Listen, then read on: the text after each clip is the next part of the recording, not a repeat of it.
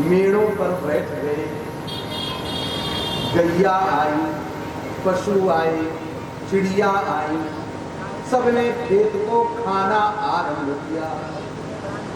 लेकिन भरत जी महाराज ने किसी को नहीं भगाया। राम की गैया, राम को खेत, खाओ भैया भर भर पेट, हम कौन रोकने वाले हैं। ये खेत भी भगवान का, गैया भी भगवान की, खाने वाले भी भगवान, खिलाने वाले भी भगवान, हम रोकने वाले को कुछ नहीं रोका। भाई लोग शाम को आए, तूने तो सब नष्ट कर दिया, पूरी खेती उजाड़ कर दी, भगा दिया है उनको, आप दूर चले गए हैं, एक वृक्ष के नीचे आनंद से बैठे हुए हैं और भगवान की लीलाओं में डूबे हुए हैं। उसी समय कुछ तस्कर चोर आए। चोरों ने आकर के श्री भरत जी महाराज से कहा हमारे साथ चलो। भरत जी ने कहा ठीक चलो। ये नहीं पूछा कहाँ जाना, चल पड़े। इनको एक बलि दे, नर बलि देनी थी। भगवती काली के आगे इनको किसी पुरुष की बलि देनी थी।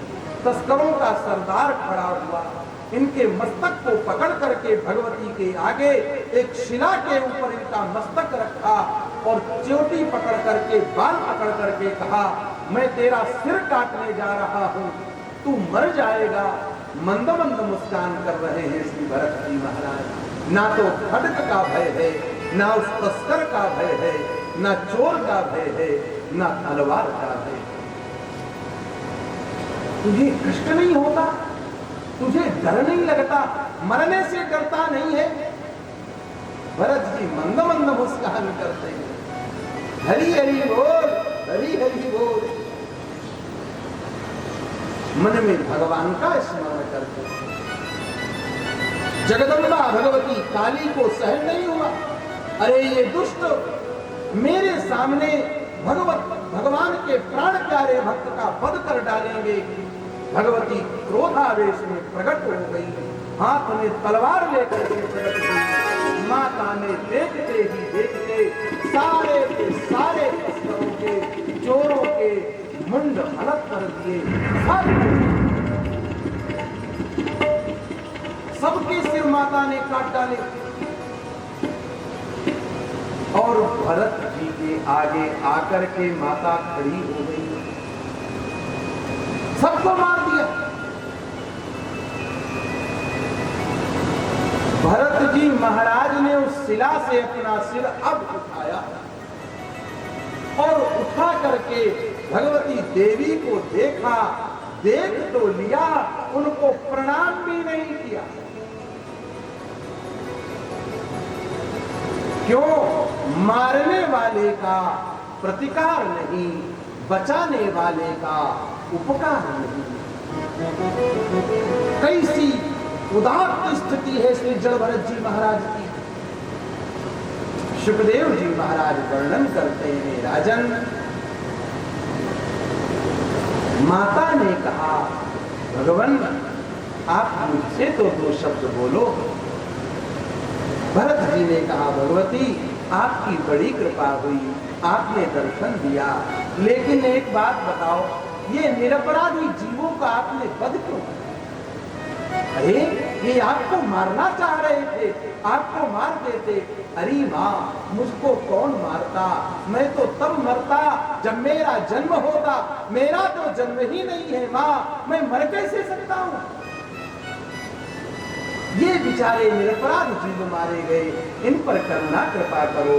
इन सबको जाकर माँ ने सबको करुणा भरी दृष्टि से देखा है, सब जग गए।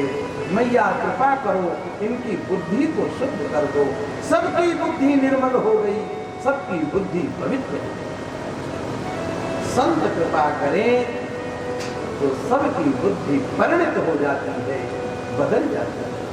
सुखदेव भगवान वर्णन करते हैं, राजन भरत जी महाराज वहां से चल करके थोड़ी दूर पर बैठे थे। महाराज रघुगण कपिल मुनि के यहाँ शिक्षा लेने के लिए जा रहे थे। उनका एक कहार बीमार पड़ गया। कहार के पास दूसरे कहार की आवश्यकता थी। जाकर के भरत जी को ले आए और भरत जी को पालकी में लगा दिया। उस समय के ब्रह्मविद वरिष्ठ महात्मा श्री भरत जी महाराज शिविका को ढोते हुए चले। शिविका जब चली, कभी पैर आगे रखते हैं, कभी पीछे रखते हैं। राजा को कष्ट हुआ है, बार बार सिर टकराया है पालकी में। राजा ने कहा, मैं तेरी चिकित्सा कर दूंगा, तू मुझको जानता नहीं है, मैं सौवीर देश का राजा रघुगण हूं, तुझे चलना नहीं आता, तुझको सिखा दूंगा चलना। प्रथम बार आज से भरत जी महाराज ने कुछ कहा, अपने मन से कुछ कहा। ब्राह्मण उवाच वयोदितं प्रलब्धं भर्तुः समेस्या यदि वीरभारः गन्तुर्यदि स्यादधिगम्यमध्वा विदेति राशौ न विदं प्रवादः। अरे राजन, तुम क्या कह रहे हो? मेरी चिकित्सा कर दोगे, तलवार से मुझको मार दोगे? मुझको बड़ी हंसी आ रही है कि तुम मुझे मार दोगे। अरे तुम कहते हो मैं राजा हूं। अच्छा एक बात बताओ, जब तुम राजा नहीं थे तब क्या थे?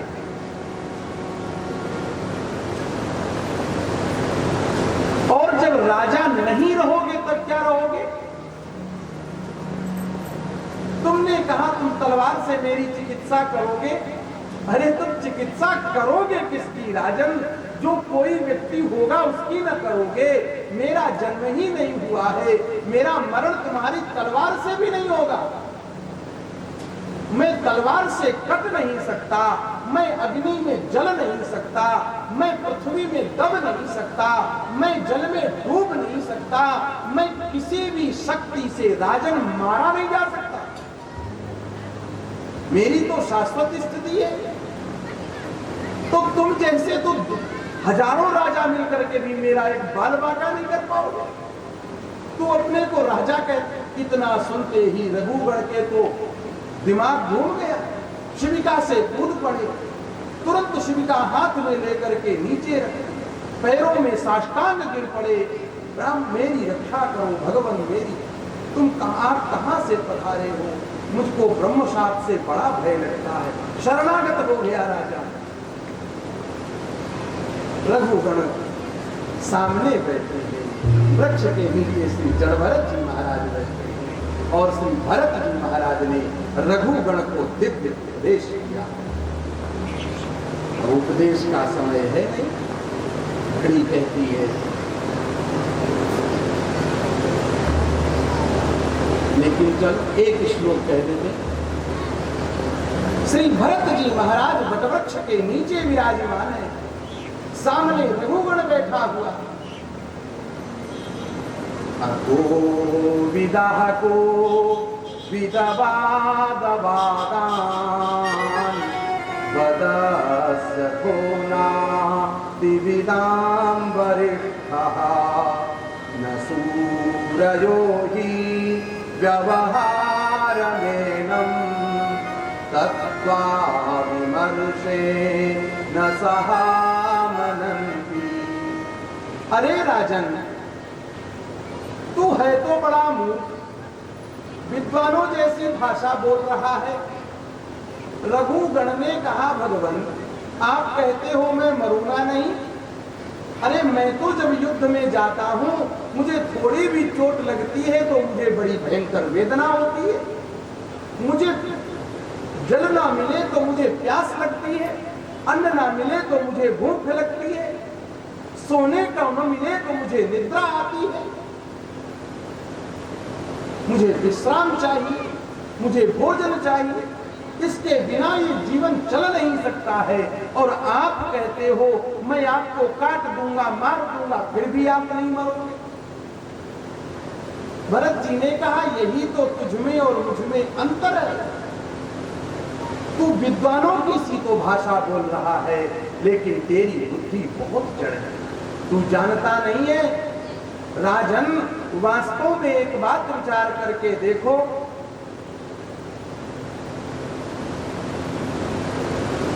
ये शरीर है क्या?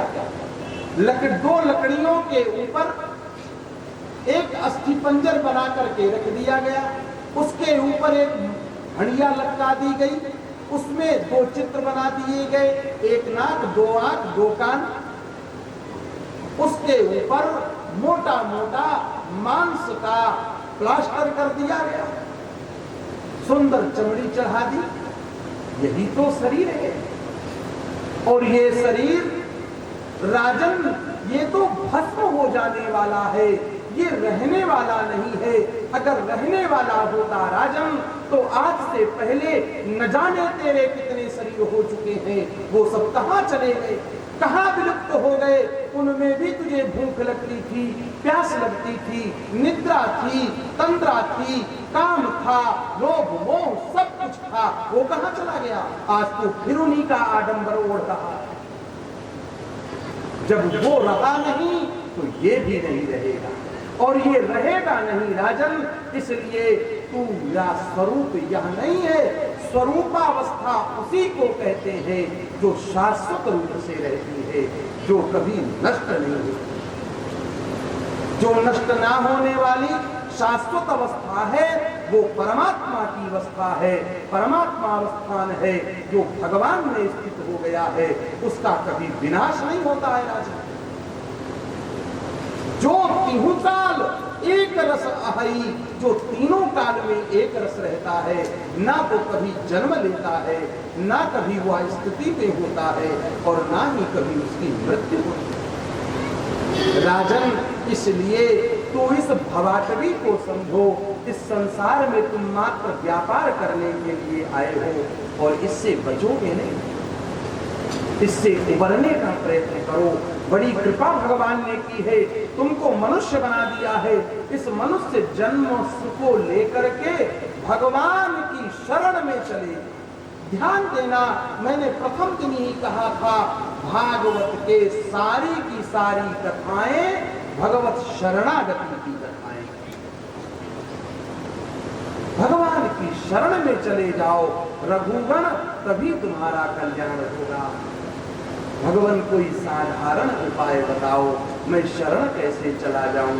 सुखदेव जी महाराज श्री रघुगण जी को, भरत जी महाराज कह रहे हैं, तू एक काम कर, ज्ञानम विशुद्धम परमार्थमेक मनंतरम तत् वहि ब्रह्म सत्यम प्रत्यात् प्रशांतम भगवच्छब्द सत्यम यद्वासुदेवं कवयो वदन्ति रघुगणैतात् तपसा न याति न चेज्जया निर्वपणात् गृहात् वा न छन्दसा नैवजलाग्निसूर्यैर्विना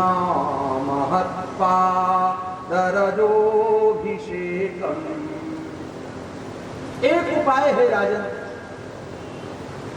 भगवान के ज्ञान को समझना चाहते हो, विशुद्ध तत्व को समझना चाहते हो, परमात्म तत्व को जानना चाहते हो, वासुदेव को जानना चाहते हो, तो एक काम करो, जो वासुदेव की शरण में लगे भये हैं, जो भगवत तत्व को जान चुके हैं, ऐसे महात्माओं के चरणों की धूलि को लेकर के अपने मस्तक पर धारण करो, उनकी रज को लेकर के अपने सिर का अभिषेक करो राजन। तुमको ब्रह्म ज्ञान हो जाएगा, तुमको विशुद्ध तत्व की प्राप्ति हो जाएगी, तुमको चिन्मय तत्व की प्राप्ति हो जाएगी। भगवत शरणागति और भागवत शरणागति, भक्तों की शरण में चले जाओ, भगवान की शरणागति सहज हो जाएगी, सरल हो गए।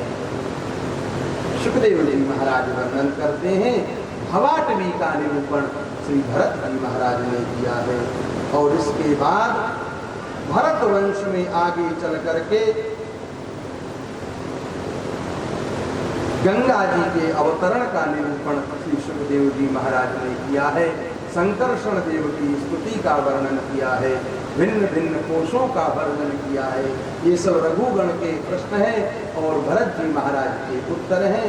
किम पुरुष वर्ष के सब 7 वर्ण पृथ्वी तत्वों के अतल वितल सुतल तलातल रसातल महातल और पाताल, ये 7 वर्ण नीचे के हैं। भूर भुवः स्वः जनः तपः सत्य, ये 7 लोग ऊपर के हैं। इस प्रकार से 14 भुवन का वर्णन श्री भरत जी महाराज ने अपने व्याख्यान में श्री रघुगण से किए हैं। रघुगण जी महाराज ने पूछा है, भगवान मनुष्य की अधोगति कैसे हो जाती है, उस अधोगति का वर्णन करते हुए नरकों का वर्णन श्री रघुगण जी महाराज से करते हैं। भरत जी महाराज 28 प्रकार के नरक बताए हैं। ये मुख्य 28 प्रकार के नरक हैं और इन 28 के सहस्रों सहस्र भेद हैं। उन सब में पाप कर्मा जीवों को जाना पड़ता है। तामिश्र, अंधतामिश्र, रैरव, महारौरव, कुंभीपाक, कालसूत्र, असीपत्र, शूकर मुख, अंधकूप, कृमिभोज, संदर्शन, तप्तमूर्ति, वज्रकष्टक, वैतरणी, पयोद, प्राणरोध, विषण, लालाभक्षण, सारभेयान, अवचीयवान, अयःपान, क्षारकर्दम, रक्षोगण भोजन, चूल प्रेत, दंद शूक, अवट निरोध, अक्षीय पर्वतन, सची मुख, ये 28 प्रकार के अति विशिष्ट नरक हैं और इनके हजारों हजार भेद हैं। जो पाप कर्मा जीव है राजन, वो इसमें जाकर के पकाए जाते हैं। ते पच्यन्ते नरक विमूढ़ा, इस नरक में जो पाप कर्मा जीव है उनको पकाया जाता है और जब वो पक करके शुद्ध हो जाते हैं फिर अपने कर्मों के अनुसार उनको इस धराधाम पर भेजा जाता है। महाराज परीक्षित तो घबरा गए। परीक्षित ने कहा, भगवान ये नरक तो बड़े भयंकर हैं।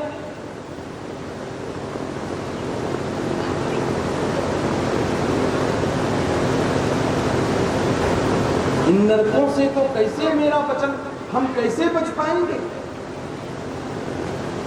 कर्मणा कर्म निर्हारो नहि यात्यन्ति कैष्यते अविद्वद्धिकारासित प्रायश्चित्तम विमर्शनम।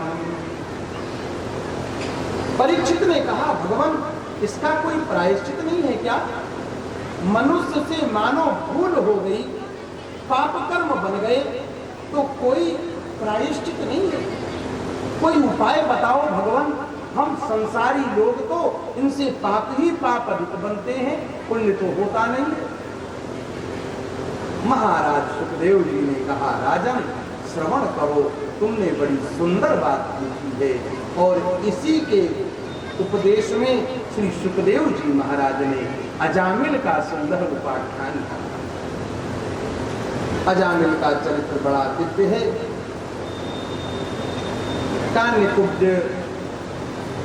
कान्यकुब्ज ब्राह्मण श्री अजामिल जी थे। बड़े पवित्र और शुद्ध विशुद्ध रहने वाले अग्निहोत्री ब्राह्मण थे। लेकिन एक दिवस उन्होंने अश्लील दृश्य देख लिया। उसको देखने से इनकी मति भ्रष्ट हो गई और मति भ्रष्ट होने से उस वैश्या को अपने घर में ले आए। अपनी पत्नी का त्याग कर दिया, माता पिता का अपमान कर दिया, पत्नी को घर से निकाल दिया, उस वैश्या को घर में रखने। देखो वास्तव में अजामिल जो हैं ऐसे थे नहीं, वो तो परम विशुद्ध हैं। स्रौतस्मार्तेषु निष्णात कहा गया है। त्रौत स्मार्त कर्मों को विधिवत जानने वाले अजामिल अग्निहोत्र व अग्निहोत्री ब्राह्मण थे। अजामिल कोई साधारण नहीं थे, लेकिन एक बार व्यभिचार को देख लिया, मति भ्रष्ट हो गई। सावधान व्यक्ति को पग पग पर सावधान रहना चाहिए, दृष्टि को बचा के रखना चाहिए। इस दृष्टि से ही सारे दोष जीव करता है। दृष्टि की पवित्रता, दृष्टि पवित्र होगी तो चित्त शुद्ध होगा, और चित्त शुद्ध होगा तो मन में भगवान बसेंगे। और दृष्टि पवित्र नहीं होगी तो चित्त अपवित्र रहेगा, और अपवित्र मन में भगवान कभी नहीं रहते। क्यों? गोस्वामी जी कहते हैं, निर्मल मन जन सो मोहि पावा, मोहि कपट छल छिद्र न भाता। एक बार पाप बना अजामिल से, दोष बनते ही बिगड़ गया सब, और अजामिल के ऊपर समस्या आई। उस वैश्या से इनके 10 पुत्र हुए, 10वां पुत्र था छोटा। संतों महात्मा लोग आए, महात्माओं ने इसके छोटे बालक का नामकरण कर दिया, नाम रख दिया नारायण। अजामिल इसको नारायण नारायण कहते रहते हैं। शुकदेव जी महाराज वर्णन करते हैं, राजन एक दिवस की बात है, अजामिल अपने घर पर लेटे हुए थे। उसी समय यमदूत आए। यमदूतों ने इनको ले जाना चाहा, लेकिन इसने जोर से पुकारा, नारायण नारायण नारायण नारायण, जोर से पुकारा अजामिल। इसका बेटा अजामिल तो आया नहीं, अजामिल का पुत्र नारायण नहीं आया। भगवान के पार्षद आ गए। भगवान के पार्षदों ने आकर के यमदूतों को डांटा, अरे तुम इसे कहां ले जा रहे हो? अरे भगवान ये तो पापी है। नहीं, ये पापी नहीं, ये तो महान पापी है, इसने बड़े पाप किए हैं। यमदूतों से भगवान के पार्षदों ने कहा, तुमने सुना नहीं क्या?